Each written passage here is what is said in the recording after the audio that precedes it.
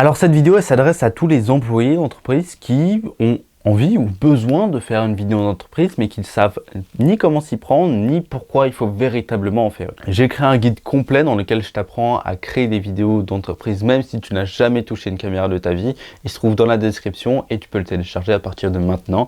Et nous, on va parler de ça dans cette vidéo. Alors, en fait, déjà, pourquoi faire une vidéo d'entreprise? C'est hyper important. La vidéo, c'est l'un des outils les plus importants du moment pour communiquer.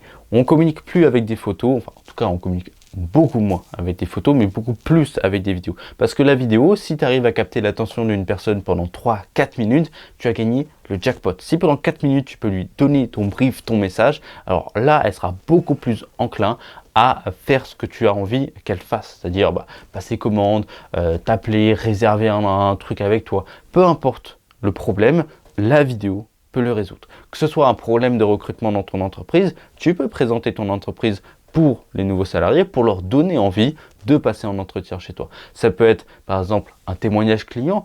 Tu as par exemple des potentiels leads qui sont intéressés mais qui manquent un petit peu, ils doutent un petit peu. Tu peux balancer des témoignages clients pour leur dire mais les gars, mais faites confiance à cette entreprise, c'est tes propres clients qui témoignent pour toi et qui te mettent en avant. Et ça, c'est le must-have à avoir du coup pour passer plus de commandes, par exemple pour avoir plus de chiffres, pour avoir plus de clients. Tu as un nouveau produit et tu sais pas comment le mettre en avant, paf, tu peux le mettre en avant via une vidéo, que ce soit un produit ou un service numérique, un service physique, peu importe le truc, tu peux le mettre en avant via la vidéo. C'est aussi simple que ça. Tu as aussi une communication à faire dans ton entreprise et tu as, je sais pas, 2000 employés et tu n'as pas envie de faire juste un mail basique que personne ne lira.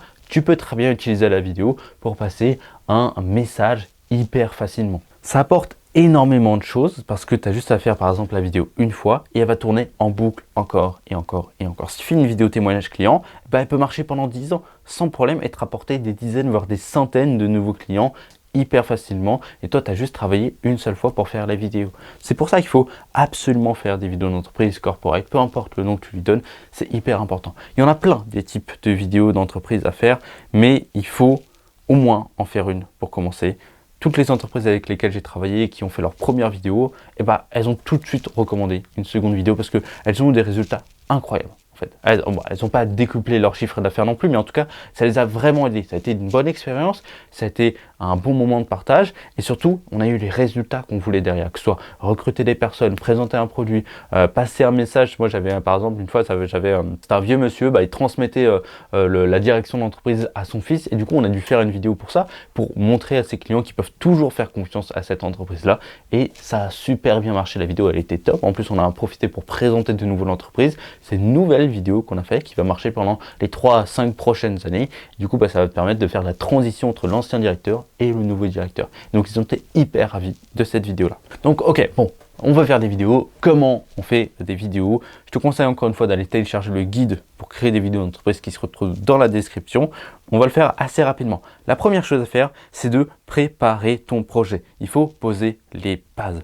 Que ce soit l'objectif de la vidéo, à qui on s'adresse, quel est l'appel à l'action de cette vidéo, qu'est-ce que va devoir faire la personne, ton spectateur, à la fin de cette vidéo, réserver un appel, passer commande, voilà, je sais pas, n'importe quoi en fait. Ton but finalement, c'est ça. Donc primo, il faut définir l'objectif de la vidéo. Pourquoi est-ce que tu veux faire une vidéo? Est-ce que tu veux par exemple recruter de nouvelles personnes? Voilà, on a notre objectif de vidéo.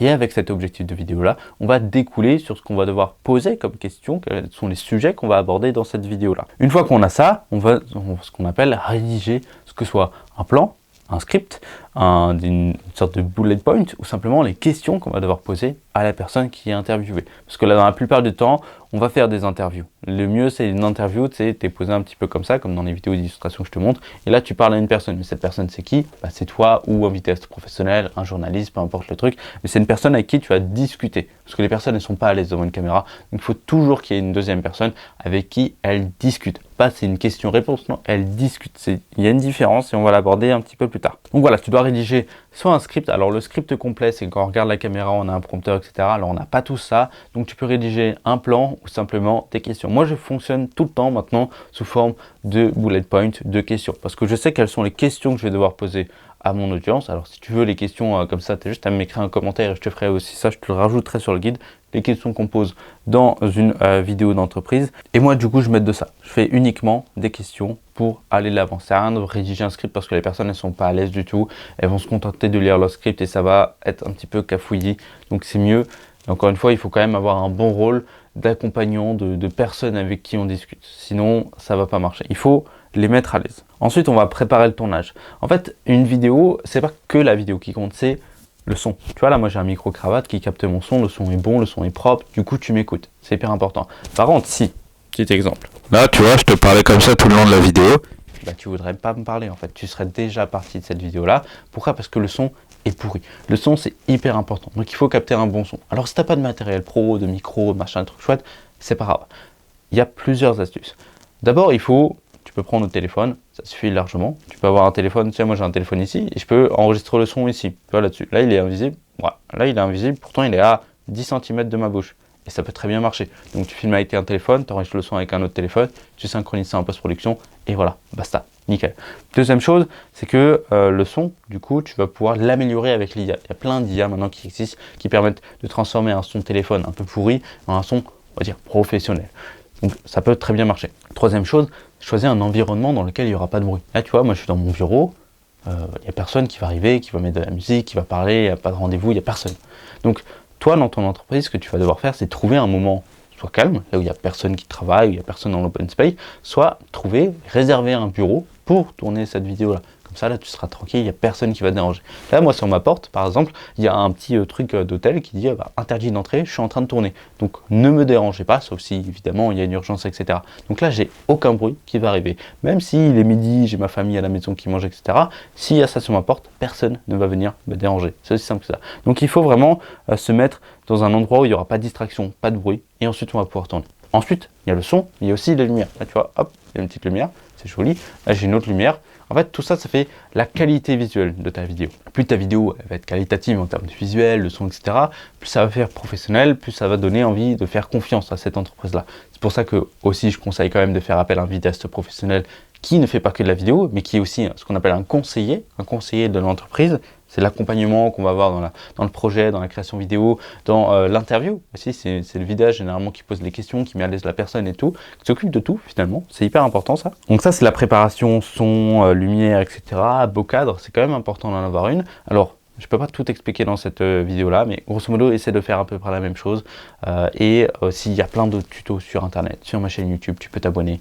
Voilà, il y a vraiment plein de tutos comme ça. Ensuite, tu vas devoir ce qu'on appelle préparer tes intervenants, les mettre à l'aise, les briefer. C'est pour ça que moi je te dis, il faut toujours être deux quand tu fais des vidéos d'entreprise, c'est que tu te mets face à la personne, au lieu qu'elle regarde la caméra, elle regarde là, voilà, juste à côté, et il y a toi en face. Et du coup là tu lui parles. Tu lui poses pas uniquement les questions que tu as préparées, etc. Tu lui poses d'autres questions. Tu parles un petit peu de ta vie, tu la mets à l'aise. C'est hyper important de faire ça, parce que quand on va se retrouver devant la caméra, on n'est pas à l'aise du tout. On va chier, on va perdre tous ses moyens. Donc il faut vraiment la mettre à l'aise.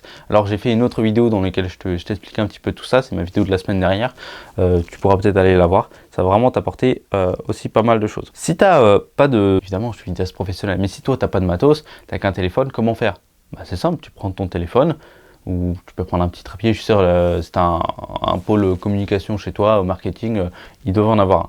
Mais sinon, tu as juste à prendre ton téléphone. Et moi, mes premiers tournages, c'était comme ça. Tu prends ton téléphone, tu poses, tu mets un livre devant pour le stabiliser.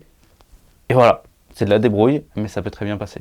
Ensuite, ferme les lumières, fais de la lumière propre, etc. Fais un beau cadre, c'est quand même important. Ensuite, pour le montage, alors je ne vais pas t'apprendre à monter ici dans cette vidéo, mais dans le guide ou même dans les liens dans la description, tu retrouves une formation gratuite pour t'apprendre à faire ton premier montage, de la première ouverture du logiciel de montage à ton premier export, à ta première vidéo. Ça peut aussi t'apprendre pas mal de choses là-dessus. Et je pense qu'on en a fini pour cette vidéo-là. C'est quand même important de faire de la vidéo d'entreprise. C'est difficile, c'est ta première fois vraiment. Mais là, avec ce guide-là, je te rappelle, tu peux le télécharger dans la description. Ça va vraiment t'avancer énormément. Il y a plein d'astuces. Il y en a beaucoup plus que ce que je t'ai dit dans cette vidéo-là. Je crois qu'il y a 5 pages d'astuces. Comment faire des vidéos de corporate, d'entreprise vraiment de qualité et avoir un beau résultat derrière. Donc je te conseille d'aller regarder ça dans la description et nous on se retrouve tout de suite dessus. Allez, ciao!